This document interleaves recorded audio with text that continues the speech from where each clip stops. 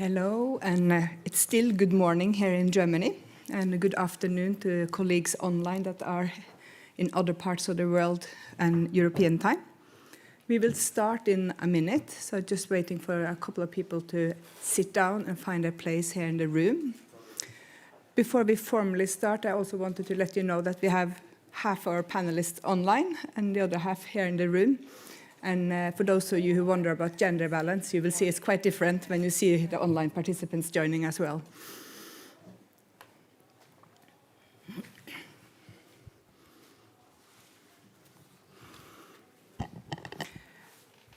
Okay, then I will take the opportunity to officially open and welcome you all to this side event on loss and damage, adaptation funding, and also discussing how to reach the people on the move. My name is Nina Birkeland. I work for the Norwegian Refugee Council.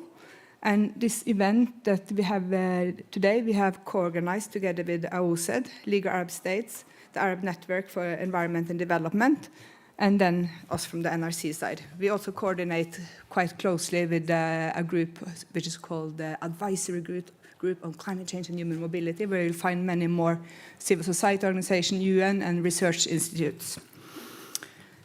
The event today, we really hope can help us to get even better prepared for this afternoon's continuation of the Glasgow dialogue.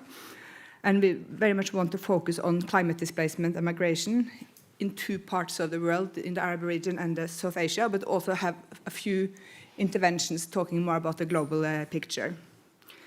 Before we start, I wanted to draw your attention to the photo you see on the screen, which is taken by an artist called Din Mohammed Shibli, who lives and works in Bangladesh.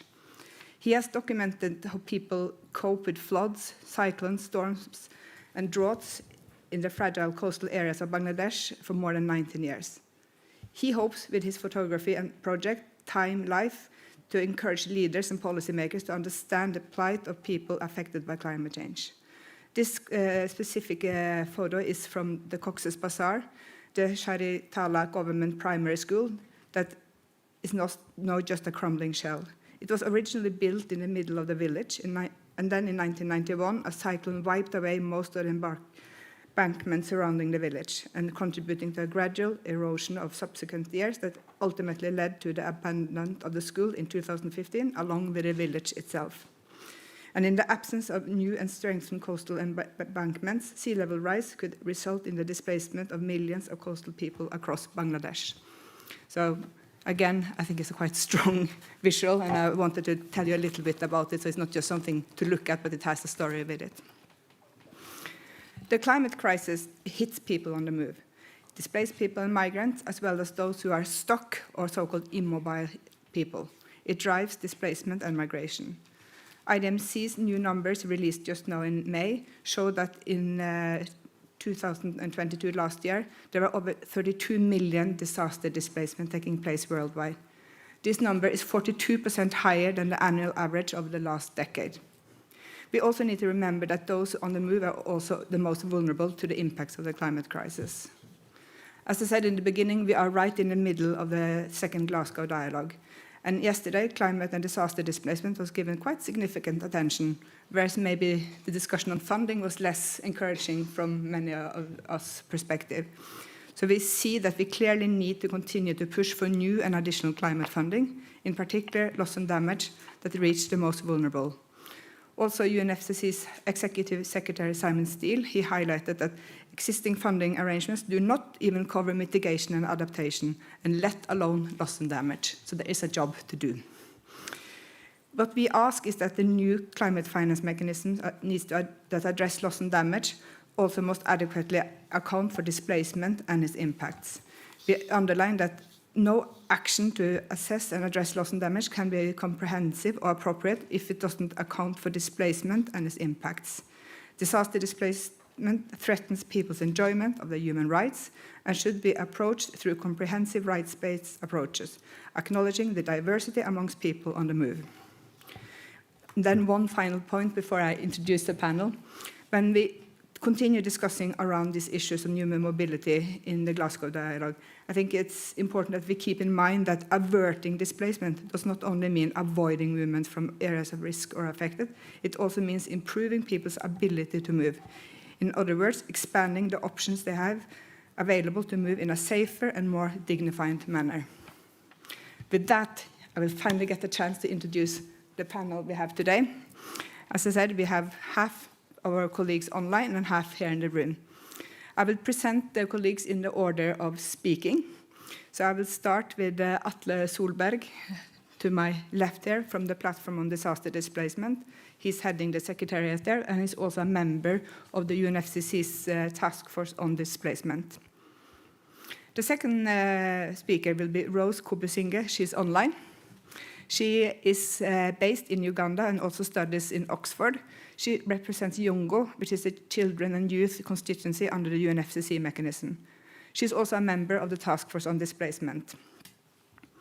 Our third speaker, again, back to the room, it's Dr. Emad Adly, who is the General Coordinator of the Arab Network on Development and Environment, RAED, based in Cairo. Continuing in the room, we have Shamim Arfeen, who is the Executive Director of AOSED, which means an Organization for Socio-Economic Development, which is based in Khulna, Bangladesh. Online, we have more people. We have Professor Mustafa Saroar. Maybe his camera is not on yet, but that doesn't mean he's still a strong climate activist and researcher at the Khulna University of Engineering and Technology. We will hear from him later. Then also online, we have Rania Hadid. She is the UNDRR's Program Management Officer in Cairo and leads the Cairo office engagement with the COP28.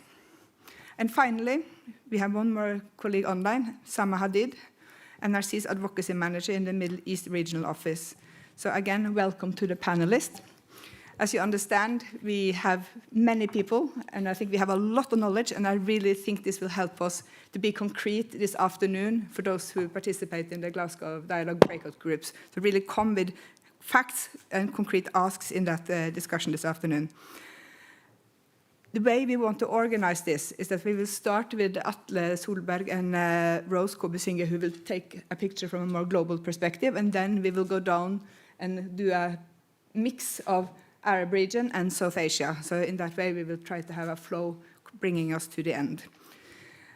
Then each speaker will have 5 minutes. I need to be quite tough on telling you time is out to make sure that we get through the whole list and have some time with the colleagues both online and in the room. So with not more further ado, I will ask Atle to start. So, and then Rose will come after. Please, Atle. Thank you so much, Nina, and thank you and the organizers so much for inviting me, and I feel very honored to be part of such a distinguished panel, both here in Bonn and also online. So my name is Atle Solberg. I'm head of the secretariat of something called the Platform on Disaster Displacement, and we are a follow-up to the Nansen Initiative.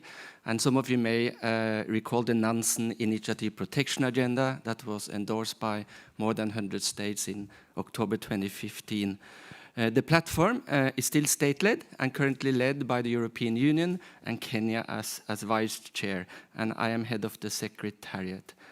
I think you said it, Nina, it's very topical, what we're discussing today, and timely. We heard from the executive secretary that yesterday, Simon Stiel, that financing is not sufficient today, and it's unlikely to be sufficient for the future and with adverse effect of climate change. I also think it was significant that the SBI chair, Mr. Nabil Munir, also indicated that one of the most important topics that parties are discussing this week, next week, and also in the next COP is around financing, fund and financing mechanism for loss and damage. So what we are talking today are speaking directly to that. The issue of access to financing for people affected by the adverse effect of climate change and in particular when it amounts to loss and damage is complicated, and I don't think I should pretend to have any solution to those challenges. It has to be dealt with upstream in the system, institution, mechanism, and political will, and it also needs to be dealt with downstream in terms of mechanism that allows affected communities to access that financing. And I think that's a huge challenge going forward. What we can do, or what we have done, as Nina said, maybe at more at the global level, to contribute to that discussion with science, knowledge, and also with recommendation. So from the Platform on Disaster Displacement, PDD, we are a member of the Task Force on Displacement, and access to financing is one of the areas we have been working on. It was part of the recommendation that were welcomed by the parties in Katowice, and it's part of the work or the plan of action of the Task Force on Displacement. So very concretely, we are with partners also developing a guide on how to access financing to avert, minimize, and displacement. So these are more of the guidance material we are working on. We're also, and maybe very quickly on the next slide, please, part of a project on action and support to avert, minimize, and address displacement related to adverse effect of climate change. And we call it PAMAD. And one of the pillars of this project is to support countries to have access to financing or access to climate financing for averting, minimizing, and addressing displacement. And very concretely, for example, in the country of Fiji, we are supporting the government to replenish the trust or the Plan Relocation Trust Fund, and support the government to have capacity to engage in accessing to financing. Other project countries in the PAMAD project is Guatemala, Kenya, and Bangladesh. And all countries are interested to strengthen their capacity and access to financing. And on the extreme right, we have Lorenzo Guadagno. He's helping us to facilitate the screens today, I think, but he's the project manager for PAMAD. So I invite people to approach him or myself to ask about the project if that's of interest. We also really would like to, in these 4 countries, Guatemala, Bangladesh, Kenya, and Fiji, to reach out to partners and continue the discussion.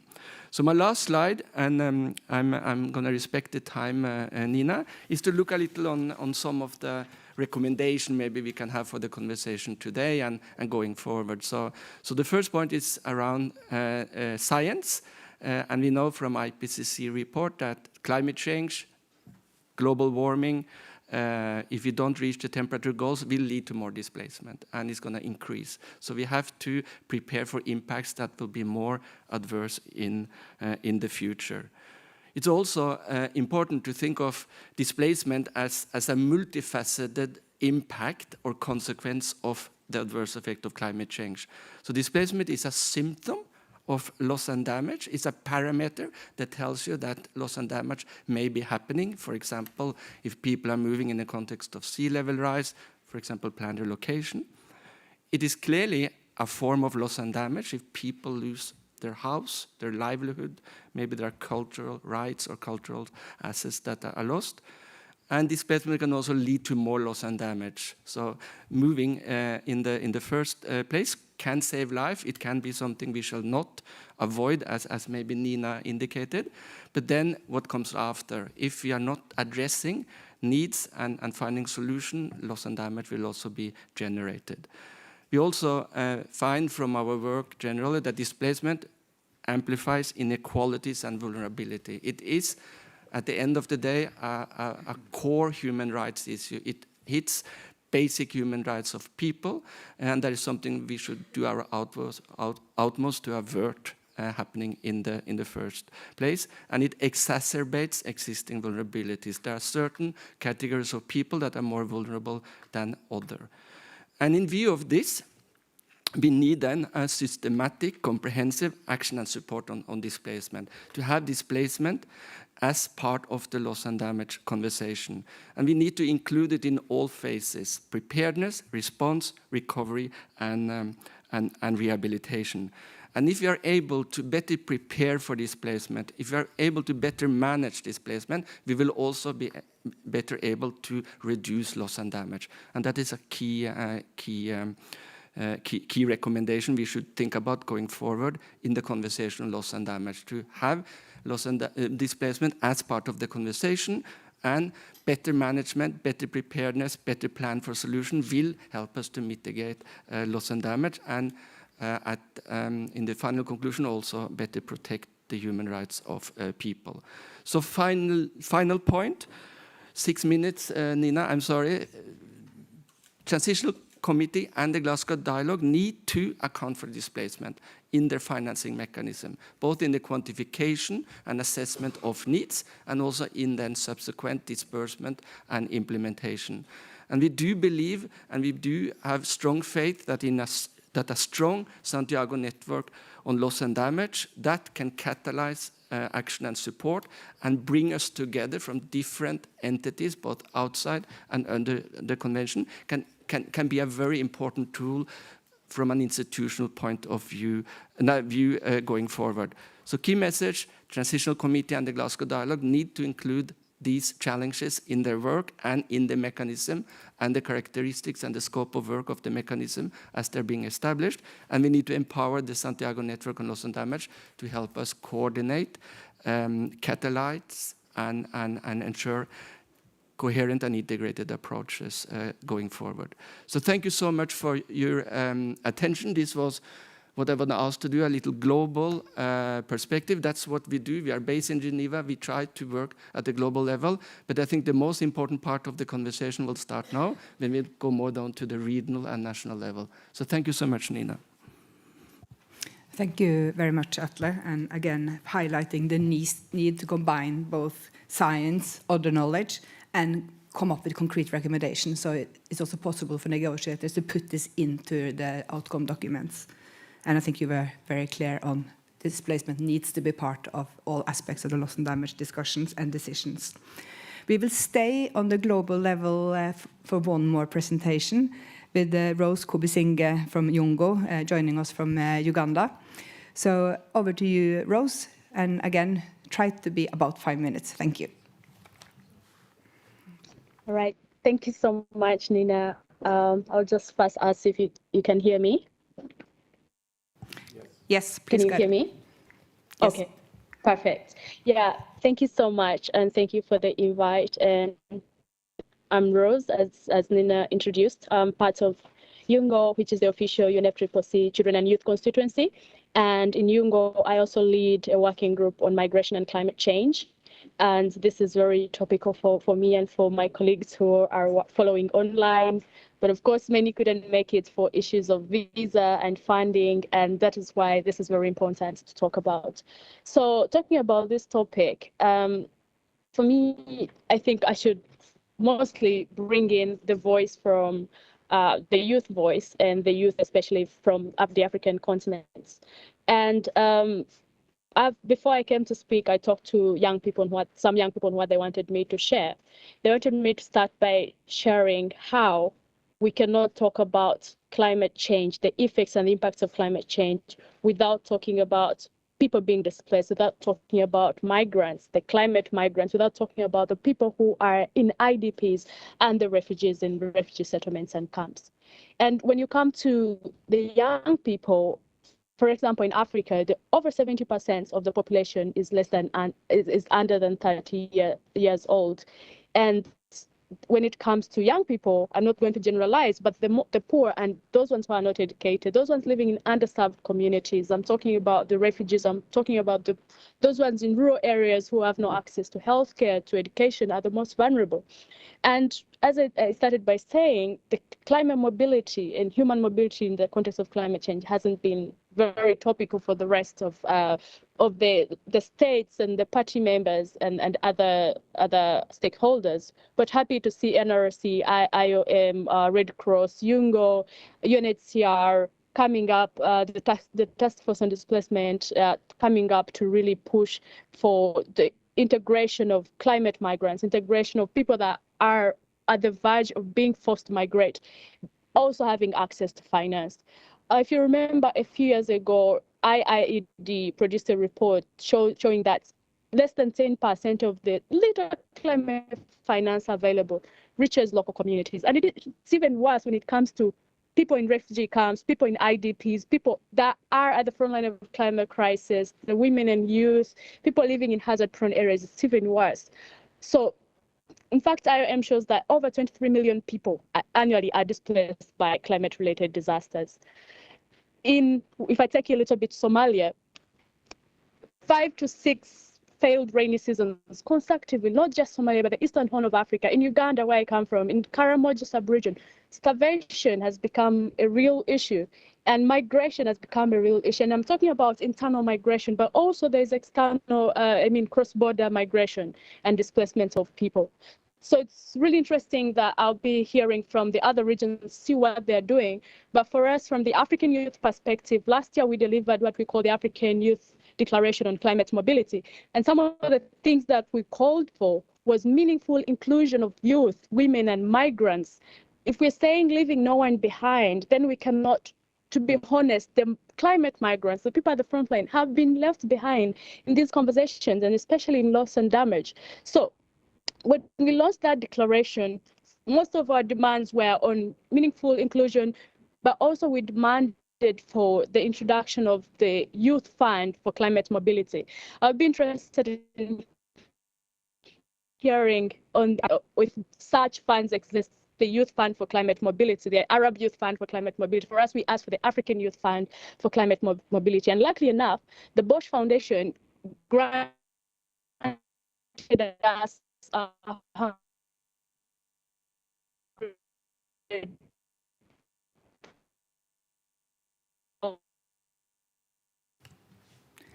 Rose, if you can euros, and we are at. Yeah, asked. Yes, please. You were breaking up. Have you lost me?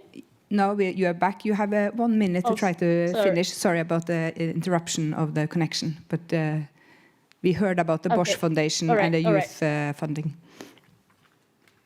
Yeah.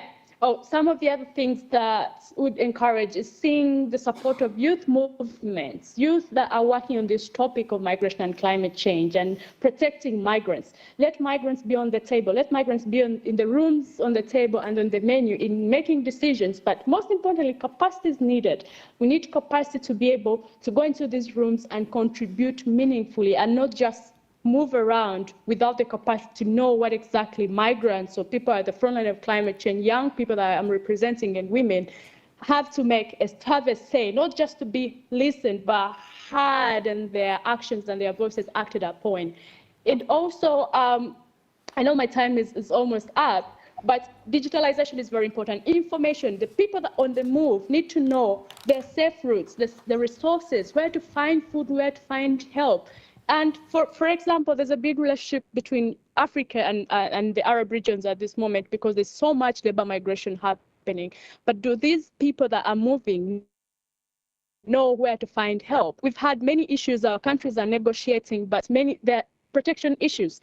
And are the people migrating because of climate change, the people displaced, are they being recognized at the international level, leave alone at the international level, even at the local level?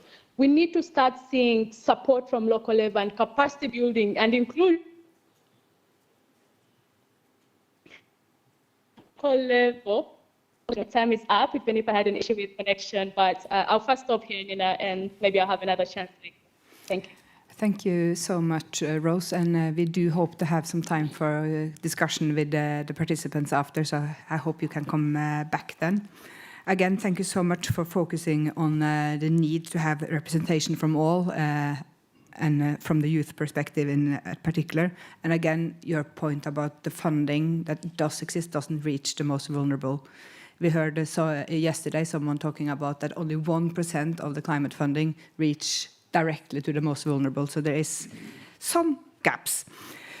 As we move on the panel, I have now the pleasure to go back to the room. We have Dr. Emad Adly, who is the General Coordinator for RAED, who will then come in, and then after we will have Shamim Arfeen. But Emad first. Thank you, Nina. Thank you very much. Okay, thank you, Nina. And thank you all for being with us here today, and also happy to be part of the organization established this or thought about this side event. And the question is why we are here. as RAED, my organization, the Arab Network for Environment and Development, that was established in 1990. It was the preparations for the Arab Civil Society for the Rio Conference at that time. So we were very much engaged in the process of the climate change convention from the very beginning. And many people, they think that, they look at the Arab region and they think that, it's only the Gulf countries where they produce the oil. But in fact, the 400 million people, most of them are living outside this region. The vast majority of the Arab are living in North Africa and in the West Asia, the very poor countries out. Of the 22 countries in the Arab region, we have only 6 countries in the Gulf countries. And you can very easily get the idea of the problems that we are having: conflicts, instability, economic crisis in the region, and of course, in addition to that, climate risks. We have, as was mentioned also by Atle, we have all the different climate risks in the region. We have the sea level rise affecting especially the countries on the Mediterranean Sea. And just to tell you that the research says and the science says that the Mediterranean area and the Arab region is getting at least 20% higher temperature raise than the average. So if you are talking about 1.1 now Celsius degree, that the increase in the temperature in the Mediterranean Arab region, it's about 1.3. So this makes also the challenges and the risks are much severe. And then the political tensions that we have in the region, as you can see, we have right now, we have in Sudan, for example, what's going on in Sudan, and which is already started earlier as a climate issue, and then it became a political issue. So climate has also affected the situation and the stability in the countries and in the region. While we have at least 50% of the people who are suffering, because we have the youth are forming like more than 50% of the population of the 400 million I'm talking about. And the youth in this case, they have very little chances for employment and for being part of the sustainable development implementation. And so when we talk about just transition, we are talking about just an equitable transition. We are talking about something that we are really facing every day. And the communities that we are dealing with and the hotspots in the different countries, farmers, fishermen, Bedouins, all the different livelihoods that we have in the vulnerable areas, they are affected every day with the loss and damage, and also with the risk of migration and displacement. And this is why when we are here and discussing the funding for the problems that we are facing in this region, it is important. We understand that, and as I just said in the meeting with the high-level champions, we have 2 high-level champions now from the region, the high-level champion from Egypt and the high-level champion from United Arab Emirates. And I'm telling them, yes, we need to bring, they're talking about, finance. But even if we're talking about financial support coming from outside, from developed countries or from different financial mechanisms, we need to emphasize on the role at the national levels, because it will never solve the problems without having, the bulk of the financial coming from. This is why the role of the central banks and the ministers of finance and the business sector is very important. But are we going to do it the same way we were doing it before? No. We need to have it with the nature-based solutions. There are many nature-based solutions that could help, and we can build on the citizen science that we already have in the region. And it's not, yes, we need the scientific research and the studies, as we are doing all the time, to see how far the impacts and also the risks that are facing the communities. But we need to have also more deeply studies on the citizen science that we have in the region and from the different also communities that are facing the risks we are talking about. One of the things that we also found that is very important, and I think I don't hear it here much, but we always, in RAED, in my organization, we focus on it, the role of the education system, especially when it comes to schools and universities, how we are going to build the science, because what we are talking about here in the rooms are not really reflected when it comes to children, youth in the schools and universities. I'm happy to hear that from Rose, her point of view and the role of youth in this. And this is what I also told Rose 2 days ago. We need to have the youth as a changing agent at the country level, because they can make the real difference by becoming the strong denominator in making this a change. Yes, I have 1 minute, I know. The issue of displacement and human mobility has become a threat. When we talked about it in 2006, some of the Arab negotiators, they were looking at us and saying, oh, what are you talking about? This is not an issue in the region. But now we are facing, and we have figures, shows that the displacement and the human mobility is happening. And it is not only affecting internally by the IDPs, but it's also affecting other regions, and it is transboundary displacement and human mobility. So this is why we need to see this funding happening at the global level and at the national level. And to finish, I just want to say that this means that we have, and we still have, a problem at the global governance when it comes to looking at the hot issues like this one, facing different communities and facing their livelihoods. And this global governance, I can see it here every day in the rooms when we are talking about, you know, the unrealistic solutions and unrealistic speeches coming from the different countries that is not going to help and not going to make the change. We need to see very clear steps forward to meet the challenge and to have a real, just and equitable transition in our region. Thank you very much, Nina, and sorry for 1 minute more or 2 minutes. Thank you. Thank you so much, Emad, and thank you for bringing in both just transition and finance linked to nature-based solutions to this discussion, because I think it really shows it is very complex and we need to understand the totality to really move forward. And also, thank you so much for highlighting the power of youth in the changes and then where we need to make the world move in a different way forward. We will continue with presentations from the room, and the next presenter is Shamim Arfeen, who's the Executive Director of AOSED in Khulna, Bangladesh. So please, and we also have a PowerPoint that we will run from the room for your presentation. Thank you. Good afternoon, as German time. Where is funding? This is I would like to talk about the out of the box because time is very shorter.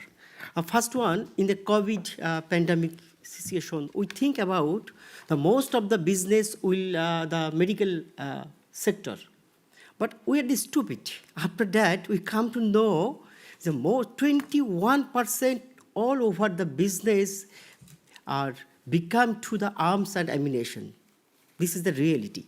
And we come to know about the COVID situation, the 8% bond rate has been increased. Most welcome our kids, but what is this world at this movement? And another information is that most of the kids now like as a toy for a gun or others. So what are the indicators in future? This is the key question. Honorable moderator, panelist, and our online panelist and participant. I am from Bangladesh. You know, everybody, Bangladesh is one of the most climate vulnerable country, and there is a lot of hazard there. Every year we facing, last 10 years we facing 21 big cyclone and 229 sea depression, which is very bad impact in our agriculture, our fisheries sector, and other seagoing fisheries and other sector also. And if we go about the funding scenario, the reality is that when we collect the money from the civil society organization as well as the NGO from the foreign grants, that day by day reducing, last 5 years is reducing 21%. And total fund, and if after deduct the 21%, the total fund in 66 funded go to the refugee,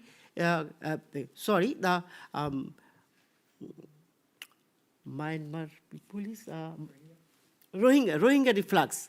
The Rohingya reflux. Reality is that, and only 6.2% fund directly receive name or tag of the climate change. This is the reality of the funding scenario in Bangladesh.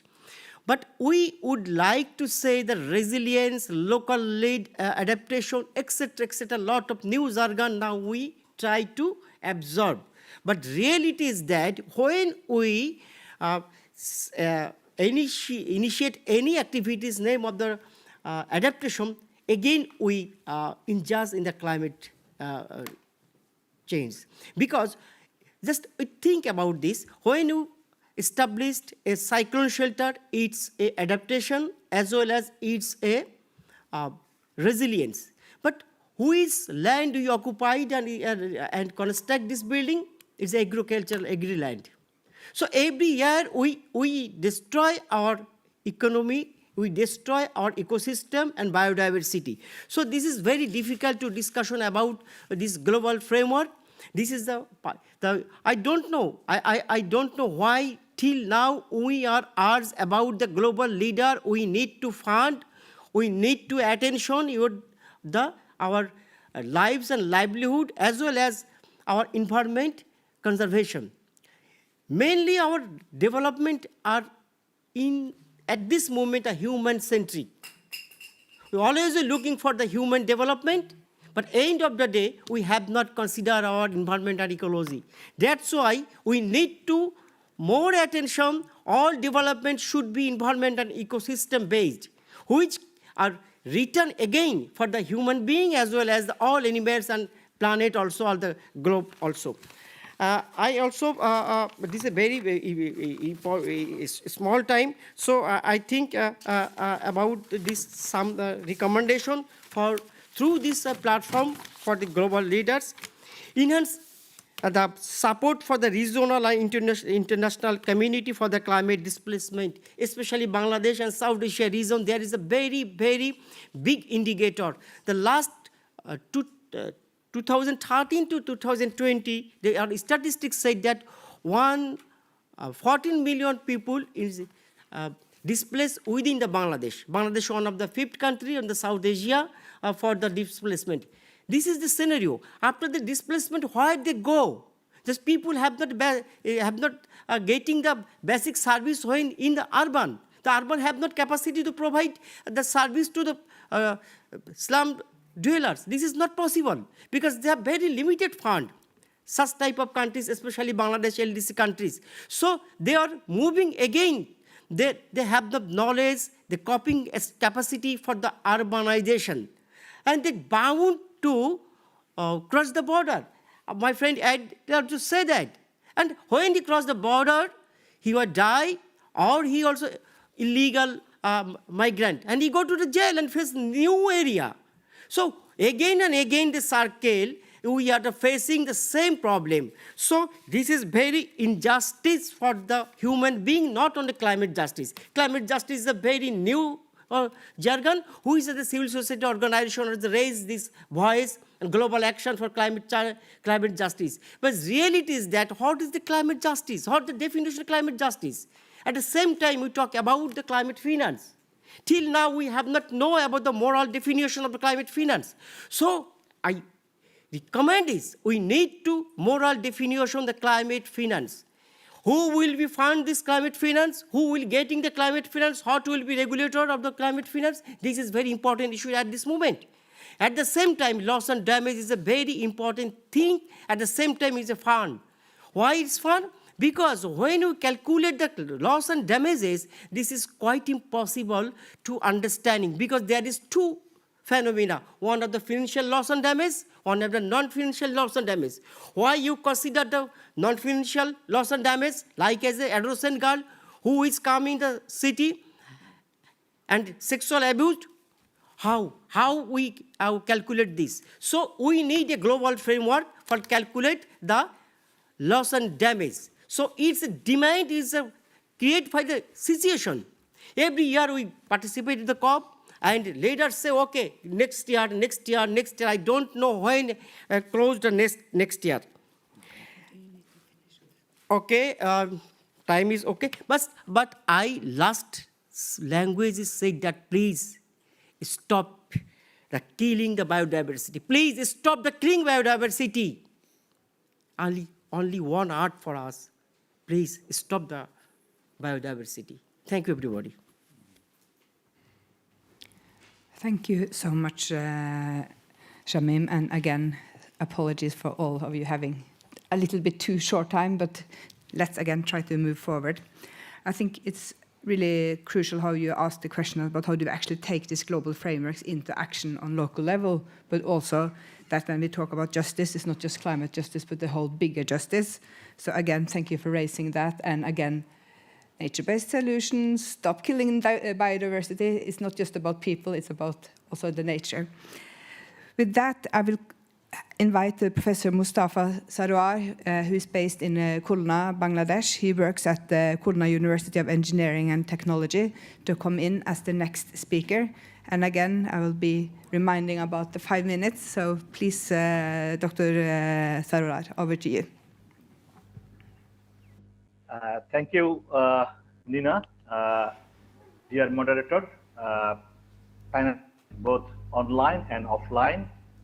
A very good morning, good afternoon, and even possibly good evening as well for some of my colleagues here. So today I'll talk about a proposed framework for loss and damage.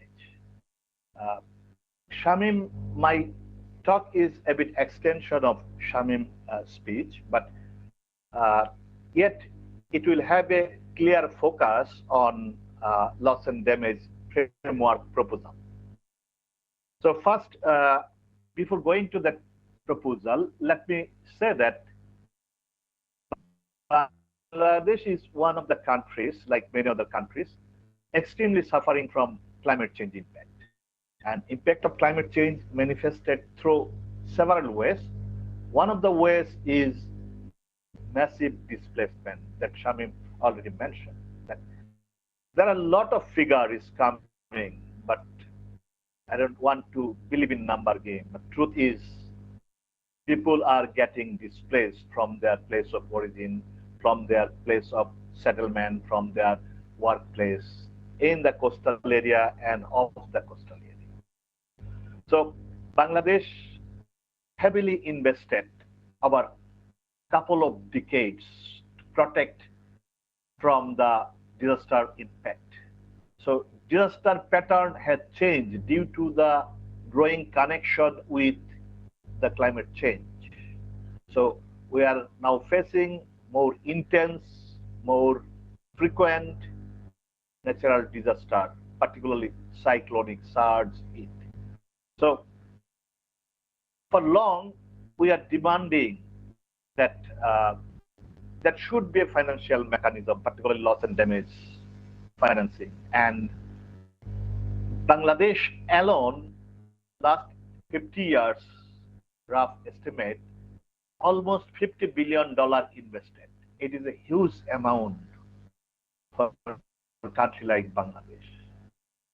Bangladesh, although we get the commitment from different donors, either multilateral, bilateral, but at global level, regional level, even one-to-one negotiation. But the truth is, the flow of fund has a very sorry record. Bangladesh government introduced its own climate change trust fund. I am sure many of you or all of you know about that.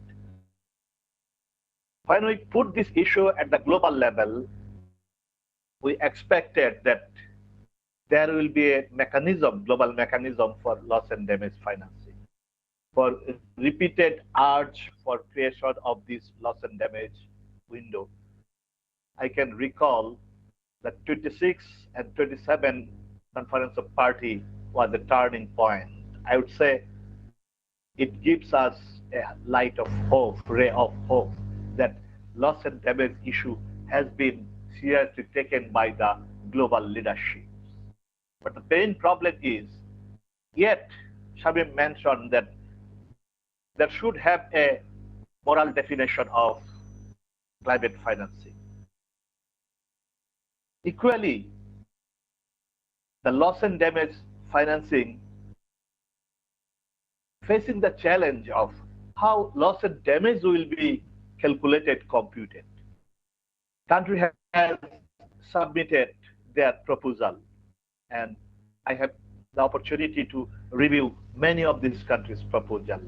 And sorry to say that most cases, this proposal submitted by country, including my Bangladesh, is prepared by academician or very theoretical researcher, economist. They use very critical formula, function, and eventually they use in a way that is complicated. And now global stocktaking is going for quite long time, including stocktaking for this loss and damage computation. It is right that if we don't know how much loss a country experiences, how we should go with the funding package. This is right. Argument is right. But again, some country come up with simple proposal, cost and benefit analysis. Some country come up with a bit more complicated multi-criteria analysis. Some country come up with, I saw, analytical hierarchical process. Even some country come up with more sophisticated fuzzy analytical hierarchy process and blah, blah, blah. So if we wait for come up with a common understanding about the formula, how to compute loss and damage, maybe it will take several decades. But do we have that time? Let me say an analogy. You have one more minute. Sorry, Professor Saroar, you have one more minute. We don't have time here more than a minute, but maybe you... It's required. It requires immediate attention of this using extinguisher. But if we say, what is the temperature, how is the precipitation probability, how is humidity, what is the resource that will waste, that is nonsense. My proposal is, I come up with a very simple proposal that is what all multilateral organizations, including World Bank, ADB, and different donor agencies, including the national government, they published every year. That is how much percentage of GDP is lost due to climatic disaster. This is a very simple figure. And from that percentage, if we know the country's GDP or GNP, we can come up with a solid figure that this is the figure a country is losing on an average due to climate change induced disaster. And make this a simple way. It is very simple, but it is not meaningless. I hope that my research is ongoing, that global leadership will understand the importance of a framework that is a preliminary framework proposal, and it should be a living document. Not necessarily this framework will be for whole life or for 2 or 3 decades. Let's start with a simple one, but we do not want to see any delay how this loss and damage will be computed, and it will delay the whole process of loss and damage financing, because part of this finance could be spent for country like Bangladesh for anticipatory climate change adaptation, anticipatory disaster adaptation, anticipatory disaster management planning, anticipatory disaster risk reduction.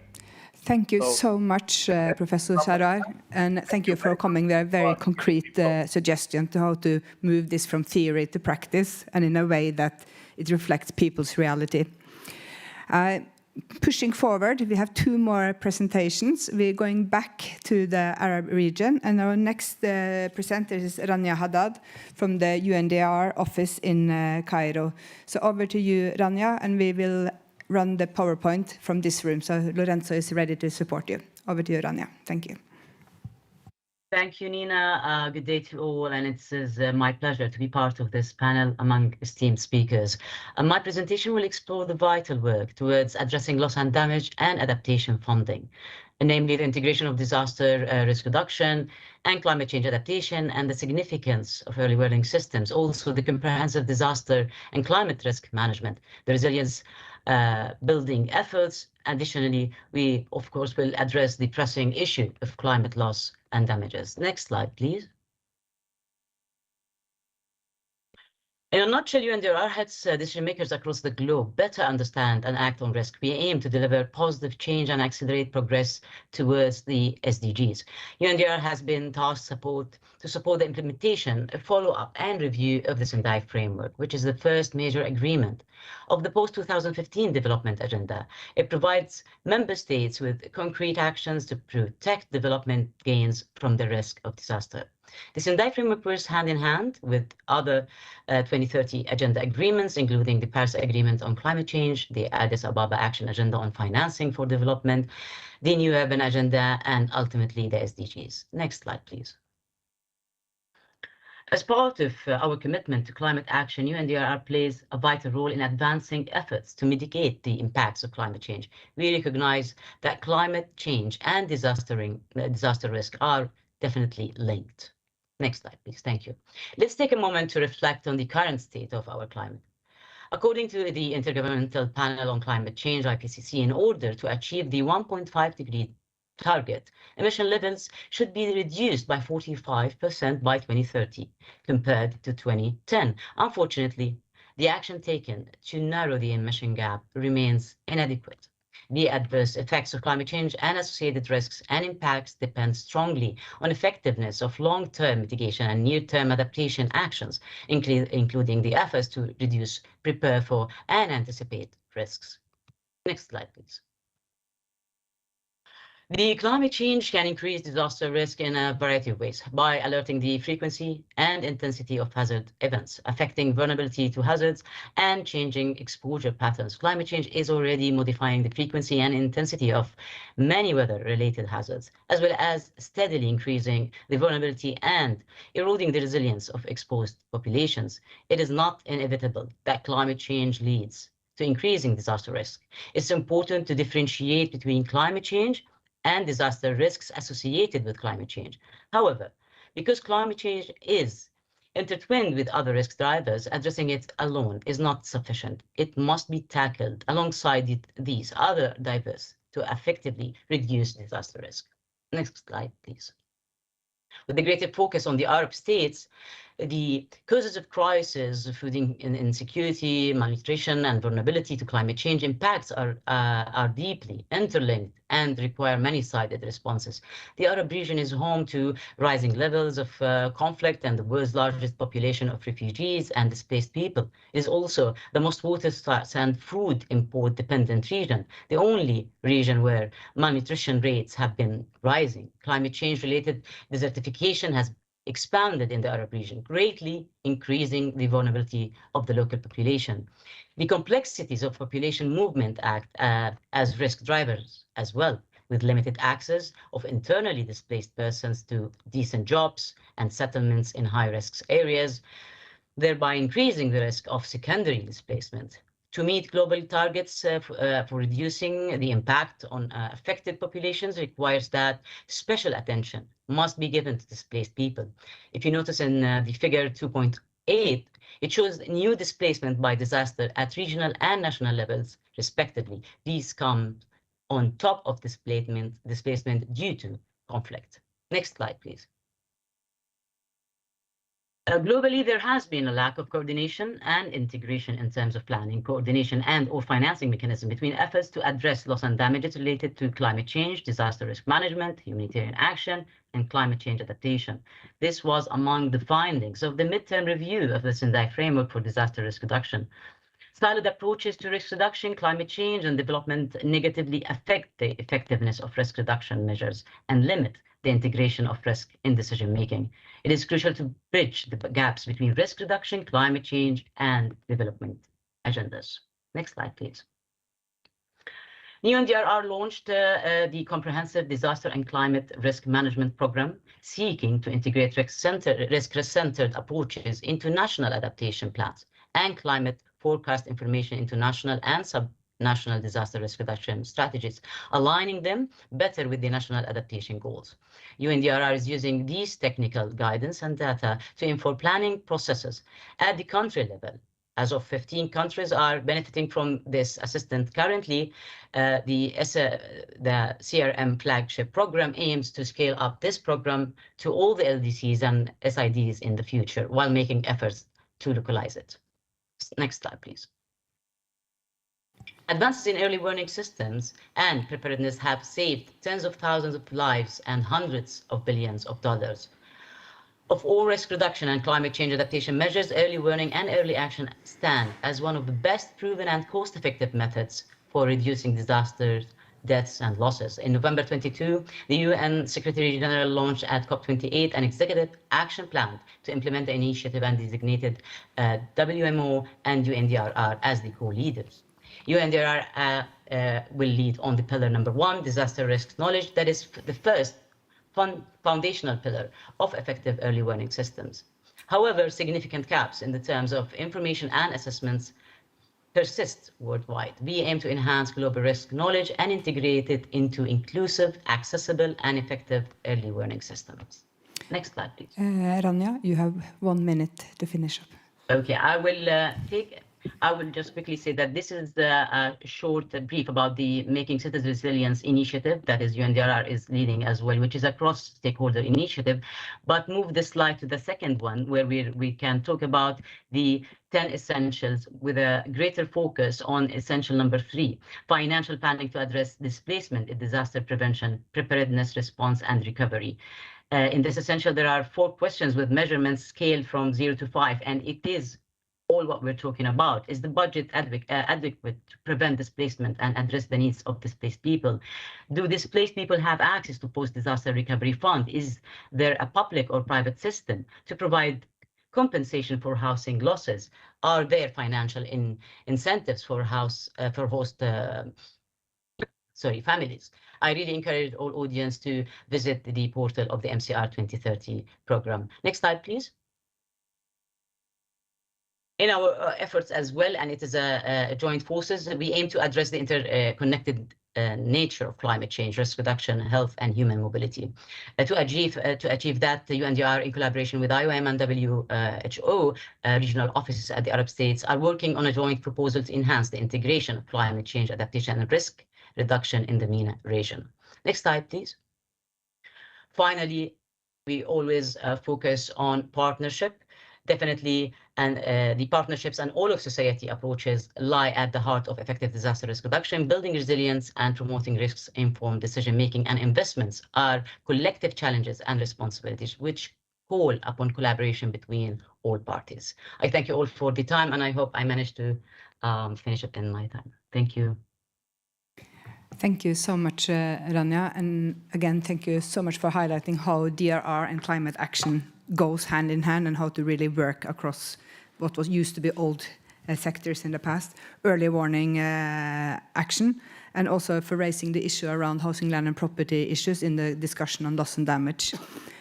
With that, I will invite our last speaker, Samah Hadid from NRC Middle East Regional Office, and she will do the last intervention, and then we will still have a few minutes for questions and comments, both from you guys online and from those of you in the room. So Samah, over to you. Thank you so much, and thank you for the opportunity to speak. And I've been listening to all the really insightful presentations. A lot already has been said, so I won't repeat the really great recommendations that have been put forward. But maybe to end the presentations, I'd like to go back to the human impact. What's at stake? Who's being left behind? Who are the most vulnerable in this transition? But also in this ever-changing context that we're seeing take place on the ground. And I'd like to focus a bit more on the Middle East and North Africa, because that's my region. It's a region where I think it really hits home what's at stake here. and how vulnerable communities can be to climate change. This is a region that has been marked and marred by conflict and displacement for many years. Those who have been displaced by conflict are now displaced yet again by climate change and its severe impacts. And I can't help but think about one woman in Iraq who was interviewed by the Norwegian Refugee Council for research we did on climate-induced drought. Her name is Shahira. She lives in Mosul. She was displaced by conflict in Iraq for many years, internally displaced. She recently went back to Mosul to try and pick up her farming activities, try to cultivate her land again, to farm on her land, to support her 2 children. But she's been seeing reductions in her crops because of severe drought over the years. And she told us very desperately, I don't know what to do. I've been seeing these reductions. I can't leave my land. It's my only source of income. It's the only thing I know how to do. And I'm too old to be displaced again.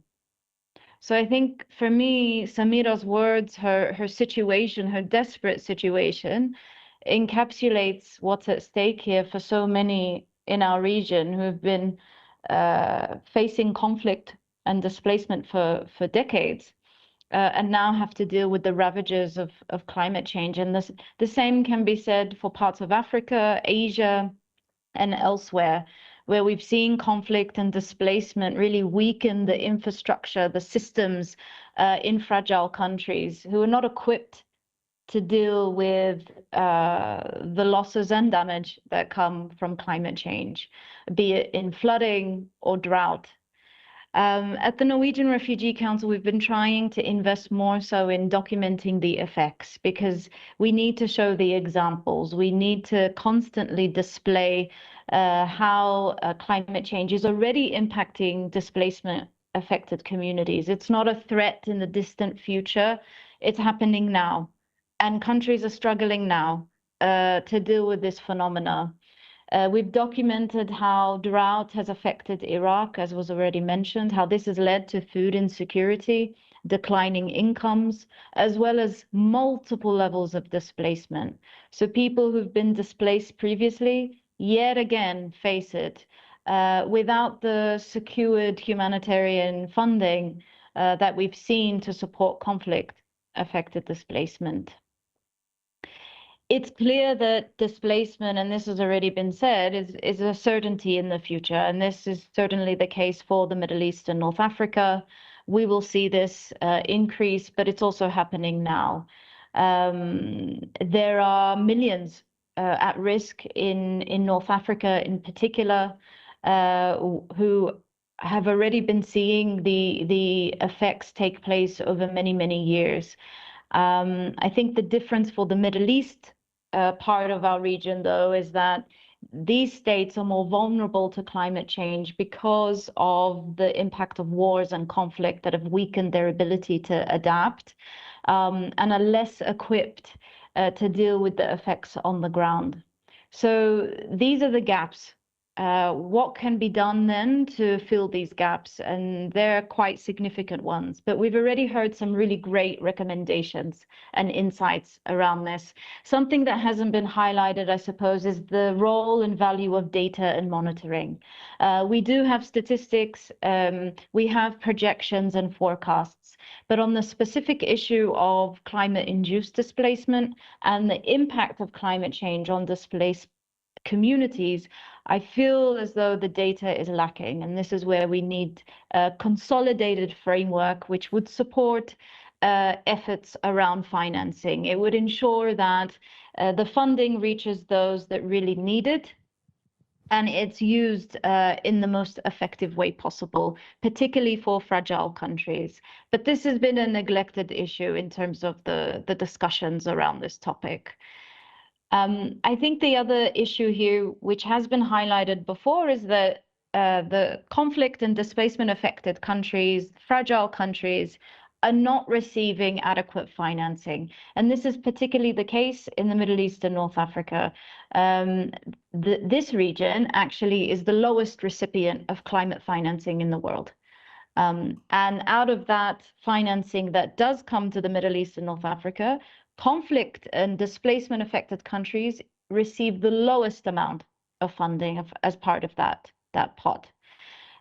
So we need to ensure that, particularly as COP is being held in the Middle East, it was held in Egypt last year, and it will be held in the UAE this year. There's a huge opportunity here for the Middle East and North African countries to rally around this call to boost financing flows.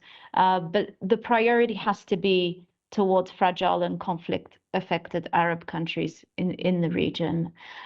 We also need to support these countries and others around the world who are fragile and affected by conflict to access financing, to ensure that the funding proposals are up to standard, that there is awareness of opportunities for financing, both traditional and non-traditional. And I think on my last 2 points, I'd also like to reiterate this huge gap that we're seeing, or a challenge rather, which is that overseas development assistance has been used to support climate resilience, which does actually impact the ability to respond to existing humanitarian crises. We can't see development assistance being diverted away from humanitarian settings into climate resilience funding or climate adaptation funding. Funding for loss and damage, funding for climate adaptation needs to be new funding. It needs to be additional. It can't be taken away from responses that still require development assistance and humanitarian assistance. We shouldn't be double counting here. Climate change requires new and additional resources, and this is particularly the case for loss and damage. And then finally, I would just end by saying that we need to make sure that those that are being left behind, those who are the most vulnerable, are in the room and around the table. We need to think more creatively around how we can channel the voices of those who are most affected by climate change, ensure that their recommendations, their demands are included as part of the solution, are included as part of policy agreements and bilateral discussions with delegations. And we need to make sure that we're not also, as civil society, leaving them behind. So I'll end on that point. Thank you. Thank you so much, Samah, and thank you again for also flagging the issue about the most vulnerable crisis and conflict-affected countries that also receive the least climate funding. We then have a couple of minutes, so we will open up for questions or comments from the room. And I think we see many hands coming up here in the room. Lorenzo has the microphone. I think we have time to take 3 or 4 questions if you keep them short. If you keep them long, we have to cut you. So try to be short and concise so we can take at least 3 or 4 hands. And Lorenzo, I'll let you move around with the mic. And then we take questions, and then we come back to the panel. So when I see we need to go back to the panel, I'll cut questions. Sorry. Thank you so much for the opportunity. And yes, now it's on. Hi, Sandra Schuster, GIZ, a wonderful panel. Thank you so much. I'm really intrigued by the vocational training and educational aspect. Having worked also in the Middle East lately and specifically also in the Pacific Islands, I wonder if you see opportunities in this, because the global community is getting smarter. I have no question anymore about it. Vulnerability assessments on social scales, they are at least ambitious to go to the individual level. It's really impressive what's happening. But what role can education, vocational training play in this to give people a real perspective on their lives and livelihoods and visions for their futures? Hi, this is Shrey Goyal, right here in the second row, from Green Spider, Paris. I'll keep it brief. So, in a previous role at an international development agency, we were trying to understand climate risk, and it was supposed to feed into the larger loss and damage dialogue. This was a few years ago. Whenever this question of displacement came up, we hit roadblocks as far as comments from governments and intergovernmental agencies were concerned, mainly regarding the semantics itself and the politics around it. So nobody was sure or wanted to take a certain position regarding whether we call it climate refugees, whether internal displacement counts, how do we attribute what gets attributed to climate change, and so on. So is there a clear taxonomy at this point, and you know, what are the points you'd like to make? I think Mr. Solberg and Ms. Emad may be the best place for this, but you know, whoever seems best positioned. Thank you.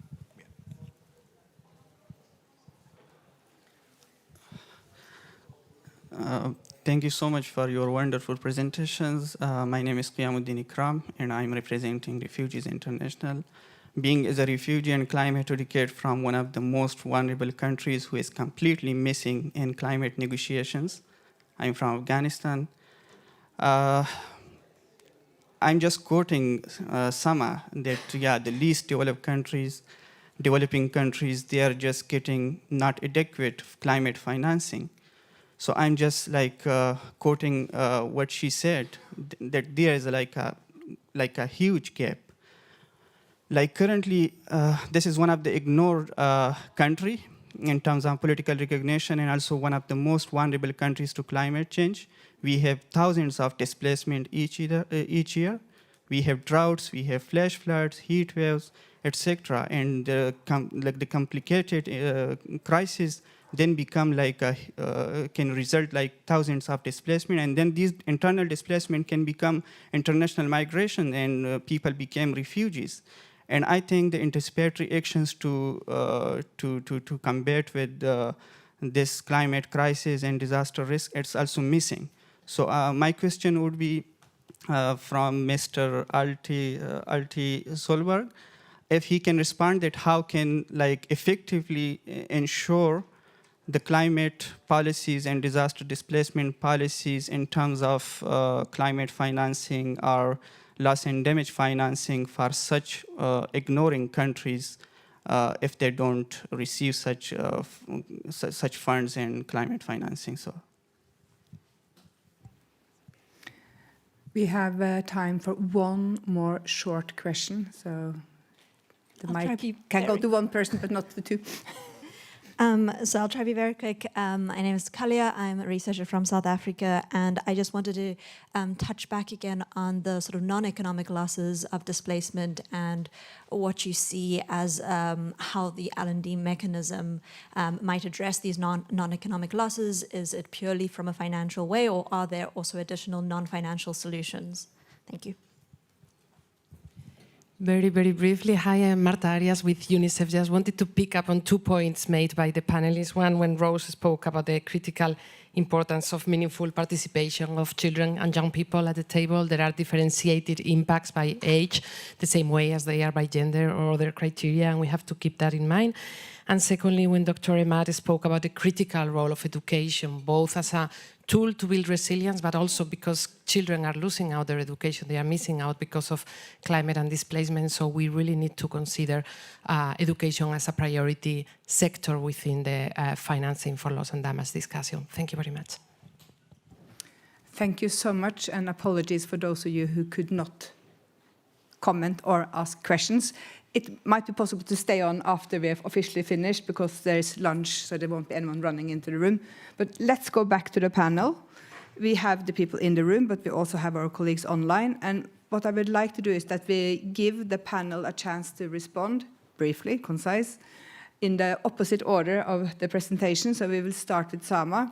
And also, if they want to put one clear ask of what do we need to do now, we will also try to take note of that and put up on the slide as we move. So response to questions and what is needed now.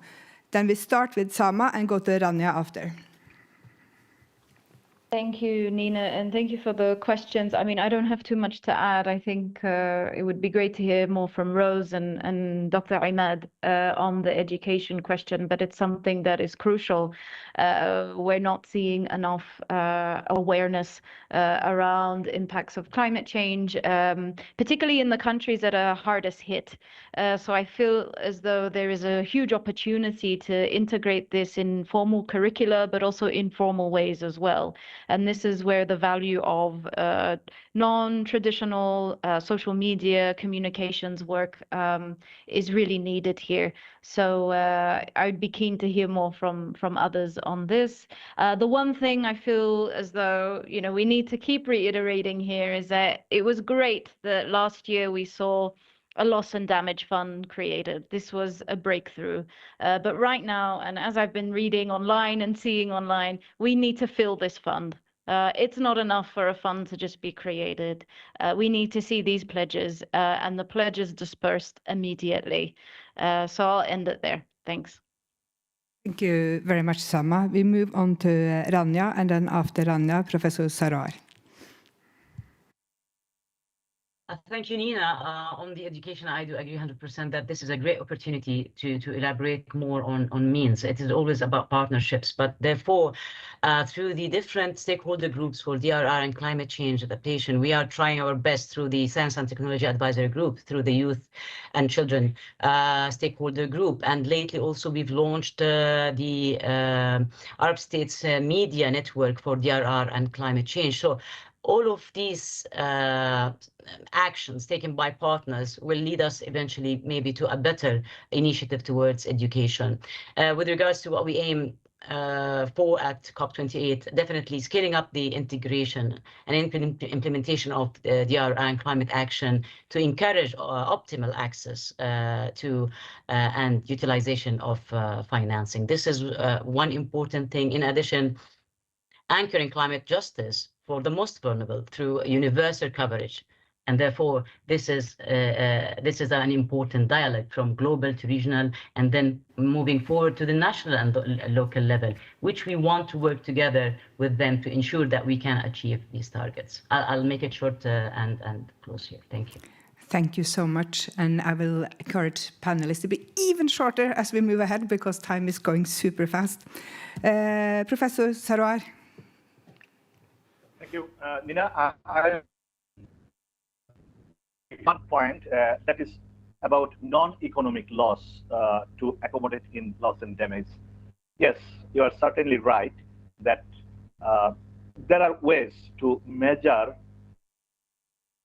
value of non-market goods and services that is not traded in the market. And non-economic loss could be assessed with the same methodology. I'm sure you came across those literature. I don't want to go for narration of those, but only one point I like to mention that let's begin with first straightforward the economic loss that is easy to compute, easy to understood, and value-based biasness free, or you can say could be some one or the other standardized, or could be compared across scale and across culture and across territory. So, and eventually we demand that non-market laws should be incorporated in a just way. Thank you. Thank you so much. And Shamim, and then after Shamim, Dr. Emad. Thank you for the very important question. At first, I would like to address the disaster fund and the climate change fund. Actually, disaster is an event, and climate change contribute this such type of events. So fund is, I don't know till now, there is a lot of the countries, their disaster fund change the tag, now it's the climate change fund. I don't know mention any country, but most of the country, they disburse their disaster fund, transfer this same fund is the climate tag. this is the political scenario all over the country, most of the, and education is the very important thing. My friend Adly is mentioned this. This education means is that not academic education.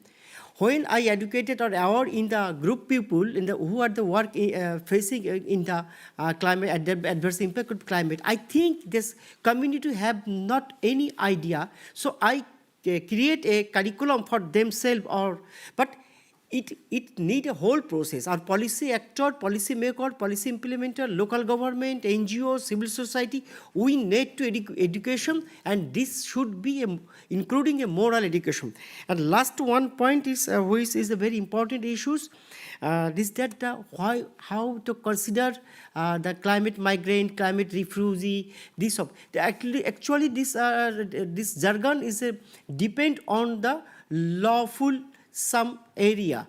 When we declared the migrant people, climate migrant people, that country should be some responsibilities to provide basic service delivery with others. So thank you, everybody. Thank you so much. We've just been told that we need to really close, so we have 3 more. So Dr. Emad, Rose, and Atle. Quickly. So let's move quickly yes, so we can have them all. Again, to emphasize on the issue of education, I would like to get more cooperation and partnership in this area, because we, in dealing with the most vulnerable communities, we use the education as a multidisciplinary approach for a number of things. Number one, capacity development for the community, building on the link through the schools and also through universities. It was also a place where we can get our data and statistics where we were not able to get through the government or through the official agencies, but we get it through the integration and involvement and engagement of schools and youth and children. And also another thing that we were able also with very little funding to establish and to do some very small scale projects that were helping in the building the resilience for the community affected, especially when it comes to places affected by sea level rise and the drought and the flooding. So education, we use it as the entry point, and it was good to establish this kind of mechanism and to help in building the resilience. It's definitely preventive for displacement and migration. Thank you. Thank you so much. Rose. Yes, thank you so much. All I can say is that we should remember that no human is illegal, and if you don't feel the loss and damage fund, then it doesn't matter. It doesn't matter to have the document there and all those nice wording. It doesn't matter. And let's get out of the rooms. Let's get out of the research papers and data points and go to the grassroots, go to the local levels and take capacity building, take projects that prevent loss and damage. And if you're doing anything where women, youth, and children are not mainstream, are not in the room, on the table, and on the menu, don't do it. And as young people on education, formal education, and informal education, we want to see the states, our countries, formalize climate education in the curriculum at all levels. But we are taking the lead on informal education. Young people, I myself am a climate educator. I use my social media, I go to my communities and schools. But what we're lacking, and many other young people, what we're lacking is the support, the resources, the funds, and we need everyone in the room to support us. In terms of the fund I talked about, if you're there and you'd like to reach out to the Africa Climate Mobility Youth Fund, Youth Forum, reach out to SCMI, the Africa Climate Mobility Initiative, and support us. That fund will be going directly to the grassroots. And put us on the tables, put us on the rooms and on the menus. Indigenous knowledge, I have to emphasize that, is part of education. And yeah, I think I'll stop there for now. Thank you so much. Atle, last few seconds. If you get in trouble, I don't need to say anything, but I think on taxonomy, that's another side event maybe, but I would argue that if you look at decision over the year from the Cancun adaptation framework, a decision on the Paris Agreement, decision in Katowice, and also last year, there are an emerging consensus about terminology, and we also see that reflected in the Global Compact for Migration. So maybe we can continue that discussion. And on the last point on reaching vulnerable population or the most vulnerable, I just want to recall, and I think that came up yesterday a little, that the fund shall be for developing countries that are particularly vulnerable to the adverse effect of climate change. And maybe go back to the COP decision, COP19, that establishes the Warsaw International Mechanism. That is the wording. So I think that should be also the focus on the fund and the mechanism, developing countries that are particularly vulnerable to the adverse effect of climate change. That is a quote from the decision COP19. Thank you so much. With that, we need to close formally. Those of you in the room are welcome to stay because there's no one else coming in. Thank you so much for the technicians staying overtime. And thank you for everyone joining. And thank you for panelists here and online.